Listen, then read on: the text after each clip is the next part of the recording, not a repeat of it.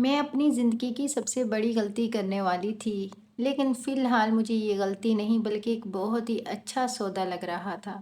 मैंने उसके लिए हाँ कह दिया। मुझे पता था कि उसके बाद मेरे लिए ज़िंदगी थोड़ी मुश्किल हो जाएगी, लेकिन ये नहीं पता था कि इतनी ज़्यादा मुश्किल हो जाएगी। वो आदमी मुझे पसंद करता था और मैंने उसके साथ शादी करने के लिए हाँ कह दिया। लेकिन वो आदमी कौन था और क्या करता था, ये जानकर मेरे कदमों तले से ज़मीन निकल गई। पर अब काफ़ी देर हो चुकी थी, क्योंकि जब मैंने ऊपर देखा तो मेरे सर पे आसमान भी नहीं था।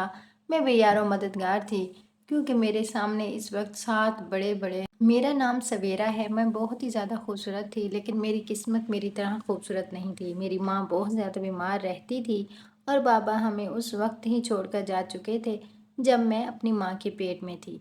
वो इस दुनिया से नहीं गए थे, बल्कि उन्होंने हमारी ज़िम्मेदारी लेने से इनकार कर दिया था और किसी बड़ी उम्र की औरत से शादी कर ली थी। मेरी माँ बहुत खूबसूरत थी, लेकिन मेरी माँ की खूबसूरती भी काम ना आ सकी। सच कहते हैं कि औरत की खूबसूरती ज़हनत और टैलेंट उसके काम नहीं आता। अगर उसकी किस्मत में कुछ बुरा होना लिखा है तो वो होकर ही रहता है। मेरी माँ के साथ भी ऐसा ही था। मेरी माँ पढ़ी लिखी नहीं थी, लोगों के घरों में काम करती थी और मैं भी एक फैक्ट्री में काम करती थी, जहाँ पर मुझे ना जाने कितने ज़्यादा डब्बे पैक करने के बाद दिन के सिर्फ 400 रुपये मिलते थे। खड़े रह रह कर मेरे पाँव सूज जाते थे, मेरे हाथों में दर्द हो जाता था और अजीब सी बदबू उस फैक्ट्री से आती थी। उसको सूंघकर मेरे सर में भी दर्द रहता था। मैं वापस घर आती तो ऐसा लगता था कि जैसे ना जाने कितनी मेहनत करके आई हूँ, लेकिन हाथ में सिर्फ 400 रुपये होते थे और इन 400 रुपये से गुजारा तो नहीं होता था। मेरी माँ लोगों के घरों में काम करती तो वहाँ से बच्चा कुच्चा खाना भी ले आती थी। हम लोग मुश्किल से किराया पूरा करते थे और इधर उधर से बच्चा कुच्चा खाना खा के गुजारा कर लेते थे, लेकिन ये कोई ज़िंदगी नहीं थी। हम इस तरह से नहीं जी सकते थे। मैं इस तरह से नहीं जीना चाहती थी। मैंने अपनी माँ से कहा कि सारी ज़िंदगी ऐसे नहीं गुजरेगी। अगर आप गरीब पैदा होते हो तो ये आपकी किस्मत है, लेकिन अगर आप गरीब मरते हो तो ये आपकी गलती होती है। मेरी माँ ने कहा कि हम ज़्यादा से ज़्यादा क्या कर लेंगे, लोगों का बच्चा कुच्चा खाते हैं तो घर में पकाना शुरू कर देंगे, लेकिन घर में खाना पकाने के 100 लवाज़मात लगते हैं जो हमारे पास नहीं हैं। अगर हम खाना पकाएंगे तो हमारे बहुत पैसे लग जाएंगे, लेकिन माँ के खाना आसान है। मैंने कहा कि नहीं अम्मी, दरअसल मांग टांग के खाना ही ज़्यादा मुश्किल है, लेकिन आपको आसान लग रहा है। मेरी माँ ने कहा कि क्या कर लेगी तू? तो मैं दिमाग में कुछ और ही सोचने लगी, क्योंकि मैं जिस फैक्ट्री में काम करती थी उसका मालिक हमेशा मुझे अजीब नज़रों से देखता रहता था। शायद वो मुझे पसंद करता था, मुझसे शादी करना चाहता था। मैंने सुना था कि उसकी एक बीवी भी थी, लेकिन उसकी बीवी से बच्चे नहीं थे। शायद वो औलाद के लिए शादी करना चाहता था। मैं उस इंसान से कभी भी शादी ना करती। वो शक्ल का बिल्कुल ही बुरा था, मेरे बाप की उम्र का था। उसकी आंखों में अजीब सा एहसास था और वक्त की सख्ती उसके चेहरे से नज़र आती थी। वो एक ऐसा आदमी था जिसके पास से आप गुज़र के भी राज़ी ना हों, जैसे कोई दुकानदार जिससे बस आप चीज़ लेते हैं और वहाँ से गुज़र जाते हैं, कभी भी कुछ और नहीं सोचते। लेकिन वो हमेशा मुझे अजीब नज़रों से देखता रहता था। उसका चेहरा बताता था कि वो क्या चाहता है। औरत के अंदर अल्लाह ने ये खूबी रखी है, उसे छठी हिस्स दी है। वो पहचान लेती है कि मर्द उसको किस तरह से देख रहा है, उसके बारे में क्या सोच रहा है। ये हर औरत को पता होता है।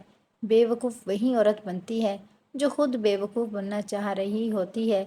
मैं भी बेवकूफ़ बनना चाह रही थी, लेकिन समझदारी के साथ। मैंने ये देखने के लिए कि वाकई उसके दिल में मेरे लिए क्या है, एक दिन ये कह दिया कि मुझे कुछ पैसों की ज़रूरत है। उसने मुझे पैसे तो दे दिए, लेकिन कहा कि तुम मेरी ही खुशी का ख्याल करो, तुम तो मेरी तरफ देखती तक नहीं हो। मैंने कहा कि क्या है आपकी खुशी? तो उसने कहा कि मैं तुम्हें कल बताऊंगा। अगले दिन वो बड़ा ही तैयार श्यार होके आया।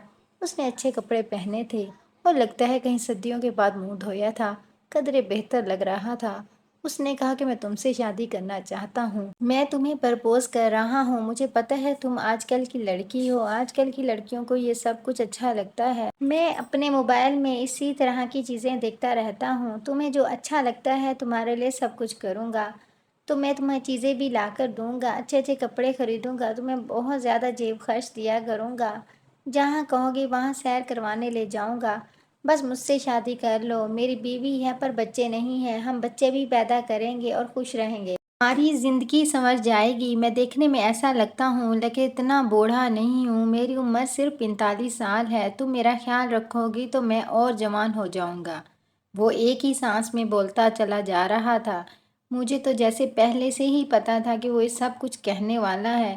میں نے کہا کہ میری عمر تو صرف 19 سال ہے۔ آپ تو میرے سے دگنی عمر کے ہیں، آپ کو کیا لگتا ہے میرے لیے یہ سب کچھ آسان ہوگا؟ لوگ مجھ سے کتنی بری بری باتیں کریں گے، یہی کہیں گے کہ فیکٹری میں جاتی تھی اور مالک کو اپنے پیچھے لگا لیا ہے۔ میری ماں بھی بہت غصہ ہوگی مجھ پر۔ آپ کو نہیں پتا میری ماں بڑی غصے والی ہے، اور میری ساری سہیلیاں بھی۔ میری زندگی تو عجیب سی ہو جائے گی۔ آپ کی خوشی کے لیے میں کیسے اپنی ساری زندگی کو داؤ پہ لگا دوں؟ ایسا نہیں ہو سکتا ہے۔ آپ نے مجھے اگر یہاں سے نکالنا ہے تو نکال دیں، کیونکہ میں نے آپ کی بات نہیں مانی ہے۔ ہاں، اس طرح میں بھوک سے ہی مر جاؤں گی، لیکن کوئی بات نہیں۔ میں نے عجیب سی شکل بنا لی اور رونا شروع کر دیا۔ اس نے کہا کہ ارے تم تو رونے لگی، دیکھو رو نہیں، میں تو تمہاری آنکھوں میں خوشیاں دیکھنا چاہتا ہوں۔ مجھے پتہ ہے تمہارے لیے آسان نہیں ہوگا، لیکن میں بھی تو بدلے میں تمہارے لیے کچھ بھی کرنے کو تیار ہوں۔ تم جو کہو گی میں کروں گا۔ اگر کوئی ہمارے سامنے کوئی الٹی بات کرے گا میں اس کا منہ توڑ دوں گا۔ میں نے کہا کہ کس کس کا منہ توڑتے پھریں گے، آپ اس طرح سے نہیں ہوتا۔ اس نے کہا کہ یہ تم نے کیسی بات کی کہ اگر تم نے میری بات نہیں مانی تو تمہیں نوکری سے نکال دوں گا۔ میں تم سے محبت کرتا ہوں، تم پر مصیبت لانے کی وجہ تھوڑی نہ بنوں گا۔ اگر تم مجھ سے شادی نہیں کرتی تو میں اپنی جان دے دوں گا۔ اس سے زیادہ اور کیا کر سکتا ہوں؟ میں نے کہا کہ ایک کام ہو سکتا ہے، اگر آپ کو مجھ سے شادی کرنی ہے تو پھر آپ کو یہ فیکٹری میرے نام لگانی ہوگی۔ اس بات پر وہ خاموش ہو گیا، اور اب مجھے پتا تھا کہ مجھے تھوڑا سا اور بولنا چاہیے، جو کہ میں پہلے سے ہی سوچ کے بیٹھی تھی۔ میں نے کہا کہ جب میں آپ کی بیوی بن جاؤں گی، جو آپ کا جو ہوگا وہ سب میرا بھی تو ہوگا۔ اور مجھے فیکٹری اپنے نام لگوانے کے پیچھے صرف ایک ہی مقصد ہے کہ میں اپنی امی سے کہہ سکوں کہ وہ انسان مجھ سے اتنی محبت کرتا ہے کہ اپنی فیکٹری میرے نام کر دی ہے۔ میری ماں ثبوت دے کے بغیر نہیں مانے گی، لیکن ثبوت دے کے فوراً مان جائے گی۔ اس کے بعد کیا آپ کا کیا میرا، میاں بیوی کے لیے تو سب کچھ ایک جیسا ہوتا ہے۔ جب ہماری شادی ہو جائے گی تو میں واپس سب کچھ آپ کے نام کر دوں گی، لیکن امی کو دکھانے کے لیے یہ سب کچھ کرنا پڑے گا۔ اسے یہ بات بڑی اچھی لگی، جبکہ میرا ایسا کرنے کا کوئی ارادہ نہیں تھا۔ میں تو اسے باتوں میں لگا رہی تھی۔ مجھے پتہ تھا کہ میں غلط کر رہی تھی، لیکن میں کیا کرتی؟ میں صحیح راستے پہ چل کے تھک گئی تھی۔ صحیح راستے پہ چل کے مجھے 2 وقت کی روٹی بھی نہیں مل رہی تھی۔ لوگوں کا بچہ کچا کھا کر تنگ آ گئی تھی۔ کیا پتہ لوگ اپنی پلیٹوں سے بچا ہوا میری ماں کو شاپر میں ڈال کے دے دیتے ہو۔ میری ماں تو اب بوڑھی ہو گئی تھی، اس کو تو نظر بھی ٹھیک سے نہیں آتا تھا۔ مجھے الٹے سیدھے خواب آتے تھے۔ مجھے ایسا لگتا تھا کہ اس دنیا میں کبھی خوش نہیں رہ پاؤں گی۔ یہاں پر جس کے پاس پیسہ نہیں، اس کے لیے یہی دنیا دوزخ ہے، تو پھر جنت اور دوزخ سے کیا ڈرنا؟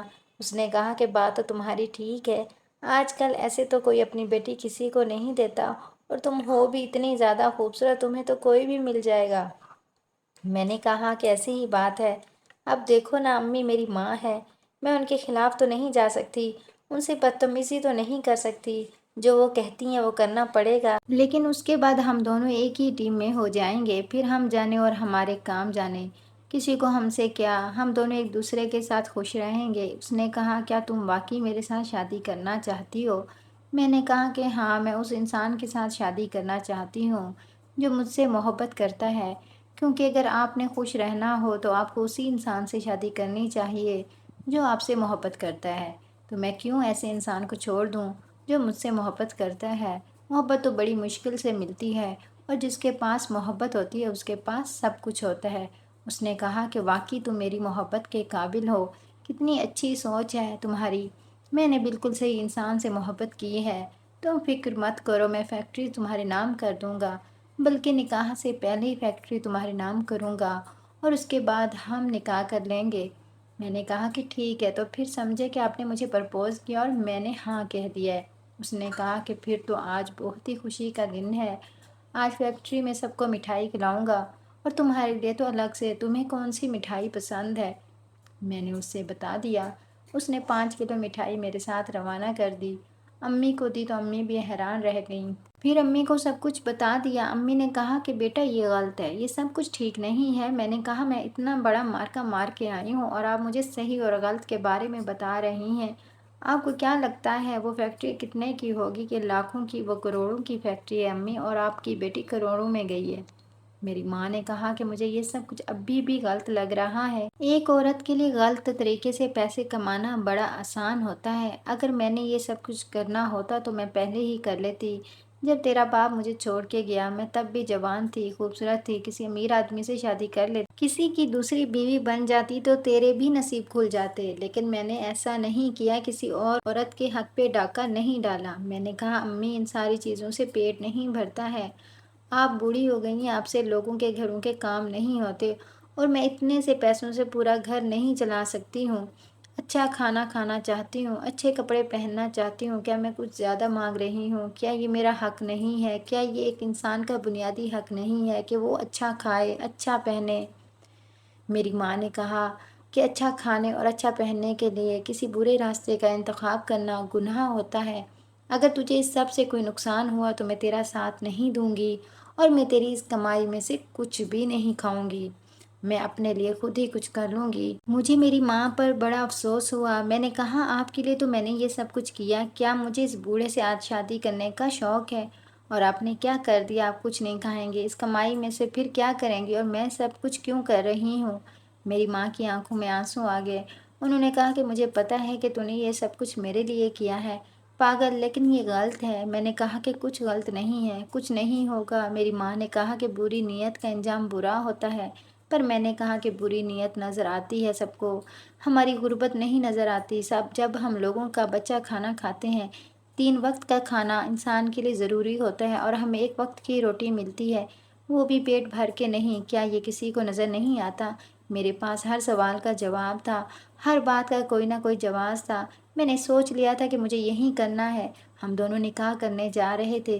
اس آدمی کا نام رحمت تھا، وہ مجھے ہی دیکھ رہا تھا، اس کا ڈرائیور گاڑی چلا رہا تھا، وہ پیچھے بیٹھا تھا۔ میں نے کہا کیا دیکھ رہے ہیں؟ تو اس نے کہا کہ دیکھ رہا ہوں کہ میں اتنا برا انسان ہوں، لیکن پھر بھی تم مجھے مل گئی ہو۔ میں نے زندگی میں بڑے چہرے دیکھے ہیں، لیکن تم مجھے بالکل اچھی لگ گئی ہو، میں ہمیشہ تمہارے ساتھ رہنا چاہتا ہوں۔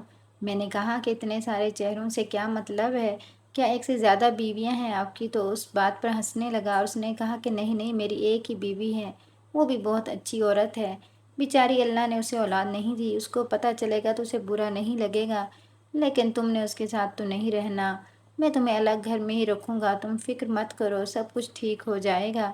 مجھے شادی کے بعد کچھ عرصے کے لیے دوسرے ملک جانا ہے، اپنی فیکٹری کے لیے کچھ سامان لے کر آنا ہے، اس لیے 1-2 ہفتے لگ جائیں گے، میری یاد میں پریشان تو نہیں ہو جاؤ گی؟ میں نے دل میں سوچا کہ میری طرف سے جہاں مرضی جاؤ، مجھے کیا فرق پڑتا ہے؟ میں نے کہا کہ نہیں، ایسی کوئی بات نہیں ہے، کام تو کرنا پڑتا ہے، آپ فکر نہیں کریں، آپ آرام سے اپنا کام کیجیے گا، میں انتظار کر لوں گی، مجھے کوئی مسئلہ نہیں ہوگا۔ اس نے کہا کہ وہ سب تو ٹھیک ہے، لیکن میری غیر موجودگی میں فیکٹری کے سارے معاملات تم نے دیکھنے ہیں، آفس میں بھی تم نے بیٹھنا ہے اور سب کو کام پہ بھی لگانا، یہ نہ ہو کہ سب سمجھے کہ مالک 2 ہفتے کے لیے چلا گیا ہے تو کام کرنا ہی چھوڑ دیں۔ میں نے کہا کہ اب تو وہ فیکٹری میری ہو گئی ہے تو میں کیوں نہیں بیٹھوں گی آفس میں، میں تو ضرور بیٹھوں گی۔ اس نے کہا کہ تمہیں آفس میں بیٹھنا اچھا لگتا ہے؟ میں نے کہا کہ بالکل، مجھے بہت اچھا لگتا ہے۔ اس نے کہا کہ بس پھر جو تمہیں اچھا لگتا ہے تم وہیں کرو، کوئی تمہیں روکے گا نہیں، ساری فیکٹری تمہاری ہے۔ وہ فیکٹری میرے نام کر چکا تھا اور کاغذات میں نے اپنے پاس رکھ لیے تھے، اس کو یہی کہا تھا کہ اپنی ماں کو دکھا دیا اور انہوں نے بھی رشتے کے لیے ہاں کر دیا۔ تبھی تو ہم لوگ شادی کرنے جا رہے تھے، لیکن ماں بیمار ہے اس لیے ساتھ نہیں آ سکتی، پر یہاں سے نکاح کرنے کے بعد ہم اپنی ماں کے پاس ہی جانے والے تھے، ان سے دعا لینے کے لیے میں نے ساری کہانی بڑے طریقے سے بنائی تھی اور بڑے طریقے سے اسے اپنی باتوں میں الجھایا تھا، اپنی مسکراہٹ پہ نچانا تھا، اپنی معصومیت اس کے سامنے پیش کی تھی، اس کی آنکھوں میں دیکھتی تھی، کبھی اپنے بالوں کو جھٹکتی تھی تو کبھی اپنے پلو سے کھیلنے لگتی تھی۔ مجھے تو پتہ ہی نہیں تھا کہ عورت کی ادائیں اس کام بھی آتی ہیں، کیونکہ میں جو تیر جس نشانے پر پھینک رہی تھی وہ سیدھا وہیں پر جا کر لگ رہا تھا۔ میں دل ہی دل میں اپنی عقل پر خوشیاں منا رہی تھی کہ میں نے یہ عقل پہلے کیوں نہ استعمال کی، اتنے سال ذلیل کیوں ہوتی رہی، خیر ہم لوگ پہنچ گئے اور ہمارا نکاح ہو گیا۔ اب واپسی پر اور ہم میرے گھر آئے، میرے شوہر نے میری ماں کے لیے مٹھائی اور کچھ چیزیں وغیرہ بھی لیں۔ جب میری ماں نے میرے شوہر کو دیکھا تو ان سے رہا نہیں گیا، ان کی آنکھوں میں آنسو آ گئے کہ ان کی بیٹی نے کس کے ساتھ شادی کر لی ہے۔ میرے شوہر نے کہا کہ تمہاری ماں رونے کیوں لگی؟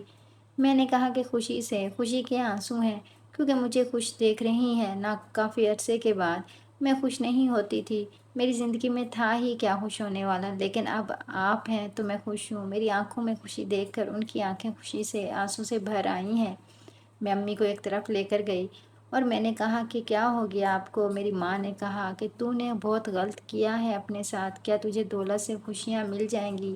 پاگل، جب انسان کے پاس دولت ہوتی ہے نا تو وہ محبت کے بارے میں سوچتا ہے اور پھر اس کو محبت نہیں ملتی ہے۔ میں نے کہا کہ امی اب جو ہونا تھا ہو گیا ہے، اب آپ مہربانی کریں، میرے لیے معاملات کو مشکل نہیں بنائیں، بس جو ہو گیا ہے اس کو دیکھتی جائیں، سب کچھ ٹھیک ہو جائے گا، میں خوش ہوں، جب مجھے دنیا کی ہر چیز ملے گی۔ یہ پیٹ بھرا ہوتا ہے نا تو انسان خوش ہو جاتا ہے، جب پیٹ خالی ہوتا ہے تو تب اس کا محبت سے پیٹ نہیں بھر سکتا ہے۔ آپ بس میرے لیے دعا کریں۔ میری ماں نے کہا میں تو ہمیشہ تیرے لیے دعا کرتی ہوں۔ ہم لوگ وہاں سے واپس جانا چاہتے تھے، میں نے کہا کہ آج تو میری رخصتی ہونے والی ہے، تو میرے شوہر نے کہا کہ نہیں ابھی تمہاری رخصتی نہیں ہوگی، تم ایک کام کرو، تم ابھی اپنے گھر میں ہی رہو، جب میں باہر کے ملک سے واپس آ جاؤں گا تب طریقے سے رخصت کراؤں گا۔ دیکھو جلدی جلدی میں سب کچھ ہو گیا، ابھی تو مجھے تمہارے لیے ایک اچھا سا فلیٹ لینا ہے، اس کو سجانا ہے، پھر وہاں پہ ہم لوگ جائیں گے، ورنہ یہاں سے میں تمہیں کہاں لے جاؤں گا؟ اپنی پہلی بیوی کے گھر تو نہیں لے جا سکتا۔ میں نے پہلے تمہیں یہ بات نہیں بتائی کہ کہیں تمہارا موڈ نہ خراب ہو جائے۔ میں نے کہا کہ کوئی بات نہیں، ظاہر ہے اس طرح کے کاموں میں ٹائم تو لگتا ہے، آپ آرام سے اپنا کام ختم کر کے آئیں، اس کے بعد فلیٹ مل کر دیکھیں گے۔ اس نے کہا کہ ہاں بالکل ایسا ہی کریں گے۔ وہ مجھ سے مل کر چلا گیا، اس نے مجھے خرچے کے لیے کچھ پیسے بھی دیے، فیکٹری کے لاکر کی چابیاں بھی دی، اس نے کہا کہ کچھ چابیاں تہہ خانے کی بھی ہیں لیکن وہاں جانے کی ضرورت نہیں پڑے گی، تہہ خانے کا مجھے پہلے سے ہی پتہ تھا، وہاں پہ مال رکھا جاتا تھا۔ وہ مجھ پہ بھروسہ کر کے اپنا سب کچھ میرے ہاتھوں میں پکڑا کر چلا گیا۔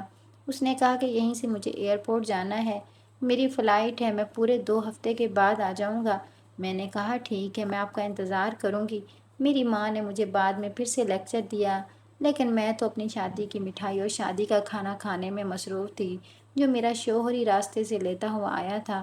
میں نے کہا کہ اتنا اچھا کھانا تو آج تک نہیں کھایا، اور پیسے بھی دیے تھے اس نے مجھے خوب سارے، اور پوری فیکٹری میری تھی، کل سے تو میں آفس میں بیٹھنے والی تھی۔ یہ سب کچھ سوچ کے میرے دل میں لڈو پھوٹ رہے تھے کہ معمولی سی ورکر جو پورا دن اپنے ہاتھ توڑ کے صرف 400 روپے کماتی تھی، آج اس 400 کروڑ کی مالک فیکٹری کی بن چکی تھی۔ اس سے زیادہ اور کیا ہو سکتا تھا؟ اتنی زیادہ کل دنیا میں کس نے استعمال کی ہوگی؟ یہ تو صرف میں ہی کر سکتی تھی، میں نے ہی کی تھی، اپنے حسن سے کی تھی، اور میں ایک خوبصورت لڑکی تھی اور میرے دماغ میں عقل بھی تھی۔ جب حسن اور عقل ایک ساتھ ہوتے ہیں تو تباہی مچاتے ہیں، اور میں نے تباہی مچا دی تھی۔ میں تو خوشی سے نہال ہو چکی تھی، بیٹھے بیٹھے ہنسنے لگتی تھی، بار بار پیسوں کو گنتی تھی، پورے 70,000 روپے تھے۔ صبح کا انتظار ہی نہیں ہو رہا تھا کہ کب اچھے سے کپڑے پہن کر جا کر آفس میں بیٹھوں گی، اور ایسا ہی کیا۔ میں نے خوب تیار ہو کر آفس میں گئی، سارے آفس والے مجھ پر رشک کر رہے تھے، میری کچھ سہیلیاں بھی تھیں، وہ بھی مجھے عجیب نظروں سے دیکھ رہی تھیں کہ یہ لڑکی تو کہاں سے کہاں پہنچ گئی۔ میں سیدھی جا کے آفس میں بیٹھ گئی، میں نے اپنے لیے کافی اور بسکٹ وغیرہ کا آرڈر کیے اور آرام سے بیٹھ کر حکم چلانے لگی، سب کو دیکھنے لگی کہ کام کر رہے ہیں یا نہیں۔ مجھے اتنی زیادہ خوشی محسوس ہو رہی تھی، میں دل میں سوچ رہی تھی کہ اس خوشی کے بدلے اگر مجھے اس بوڑھے سے شادی کرنا پڑی تو یہ سودا تو بہت ہی اچھا رہا۔ میں تو بالکل خوش ہوں، اور بالکل بھی کوئی پچھتاوا نہیں تھا میرے اندر، میرے دل میں کوئی ملال نہیں تھا۔ میں نے اپنے شوہر کو فون کیا کیونکہ مجھے کسی بات کی سمجھ نہیں آ رہی تھی، لیکن اس کا فون بند تھا۔ اس نے کہا تھا کہ صبح تک میرا فون آن ہو جائے گا، لیکن ابھی تک نہیں ہوا۔ میں نے کہا کہ چلو بعد میں دیکھی جائے گی۔ تھوڑی دیر کے بعد مجھے چپراسی نے آ کر بتایا کہ پولیس آئی ہے۔ میں حیران رہ گئی، میں نے کہا پولیس کا یہاں کیا کام ہے؟ پولیس ایسے اندر داخل ہوئی جیسے سب کو اٹھا کر لے جائے گی۔ اس نے کہا کہ کون ہے مالک اس فیکٹری کا؟ کہاں ہے؟ مالک کو بلاؤ، ہم نے مالک سے بات کرنی ہے۔ میں نے کہا کہ میں ہوں مالک، بتائیں کیا بات ہے، کیا ہو گیا، آپ یہاں پر کیوں آئے ہیں، کہ آپ کے پاس وارنٹ ہے؟ انہوں نے کہا کہ جی، یہاں ہمارے پاس وارنٹ ہے اور ہم نے آپ کی فیکٹری کی تلاشی لینی ہے۔ ہمیں پیچھے سے حکم ہے کہ یہ کوئی چھوٹی بات نہیں ہے، بہت بڑا کیس ہے۔ مجھے ان کی باتیں سمجھ نہیں آ رہی تھیں۔ میں نے کہا کہ آپ تلاشی لے سکتے ہیں، اگر آپ کے پاس وارنٹ ہے تو میں ویسے بھی آپ کو نہیں روک سکتی۔ میں بہت مضبوط طریقے سے پیش آنے کی کوشش کر رہی تھی، جبکہ مجھے ڈر بھی لگ رہا تھا۔ پولیس کا یہاں پر کیا کام تھا؟ آج ہی میرا شوہر یہاں پر نہیں تھا اور آج ہی یہ مسئلہ بن گیا۔ سارے ورکرز کو انہوں نے ایک طرف کھڑا کر دیا اور پوری فیکٹری کی تلاشی لینے لگے۔ انہوں نے کہا کہ تہہ خانہ بھی کھولا جائے۔ تہہ خانے کی چابی کس کے پاس ہے؟ میں نے چابی دے دی۔ انہوں نے تہہ خانہ بھی کھول دیا اور وہ نیچے ہی تھے جب ایک آدمی آیا اور اس نے کہا کہ آپ کو سر بلا رہے ہیں۔ جب میں نیچے گئی تو میرے قدموں تلے سے زمین نکل گئی۔ انہوں نے کہا کہ یہ ہے آپ کی فیکٹری کی سچائی، یہ کام کرتے ہیں آپ لوگ یہاں پر۔ میں حیران رہ گئی کیونکہ اس فیکٹری کے تہہ خانے میں کچھ عجیب سی سبز کلر کی چیز اگی ہوئی تھی جس کے اوپر گول گول پودے لگے ہوئے تھے۔ اس نے کہا کہ یہ کچھ اور نہیں بلکہ نشہ آور چیز ہے جس سے نشہ آور ادویات بنائی جاتی ہیں جو انسان کے لیے بری ہوتی ہیں، جو انسان کو استعمال نہیں کرنی چاہیے، اور آپ نے ان کو یہاں پہ اگا رکھا ہے۔ آپ کو یہ نہیں پتہ کہ ان کی کاشت پر پابندی ہے؟ میں نے کہا کہ مجھے کچھ نہیں پتہ اس بارے میں تو آج ہی یہاں پر آ کر بیٹھی ہوں، میرے شوہر کا ہے یہ سب کچھ۔ اس نے کہا کہ لیکن یہ فیکٹری تو آپ کے نام ہے اور اب سزا آپ کو ہی ملے گی۔ میں ان کو سب کچھ بتانے کی کوشش کر رہی تھی لیکن وہ کچھ بھی سمجھنے کو تیار نہیں تھے۔ ان کو بندہ چاہیے تھا، وہ مالک جس نے یہ سب کچھ کیا تھا، اور وہ فی الحال میں ہی تھی۔ وہ مجھے وہاں سے پکڑ کے لے گئے اور یہ 2 ہفتے میں نے جیل میں گزارے۔ میری ماں بھی کچھ نہیں کر پائی اور میرا شوہر تو یہاں پر تھا ہی نہیں۔ وہ 2 نہیں بلکہ 4 ہفتے کے بعد واپس آیا تو اسے یہ سب کچھ پتہ چلا۔ اس نے بڑی مشکل سے مجھے کسی طرح جیل سے نکلوایا اور اس سب میں 6 مہینے گزر گئے۔ میں نے اسے کہا کہ میری زندگی کے سب سے برے 6 مہینے تھے، مجھے اپنے آپ سے نفرت ہو گئی ہے، یہ سب کچھ مجھے سزا کے طور پہ ملا ہے۔ تم نے میرے ساتھ ایسا کیوں کیا؟ تم نے مجھے بتا نہیں سکتے تھے؟ اس نے کہا کہ تمہیں کیا لگتا ہے کہ بسکٹ کی فیکٹری سے کتنی کمائی ہوتی ہے؟ یہ کام نہ کرتا تو اتنا کچھ کیسے بناتا؟ میں نے اسے کہا کہ تم مجھے چھوڑ دو، مہربانی کرو، لیکن اس نے ایسا نہیں کیا۔ آج میں اس کی بیوی ہوں، اس کے ساتھ رہتی ہوں، وہ میرا بالکل بھی خیال نہیں کرتا، صرف اپنی ذمہ داری پوری کرتا ہے اور میں بھی اس کی قربت میں خوش نہیں ہوں۔ میں اس رشتے سے نکلنا چاہتی ہوں لیکن اب نکل بھی نہیں سکتی ہوں۔ میری ماں نے صحیح کہا تھا، بری نیت کا انجام برا ہی ہوتا ہے۔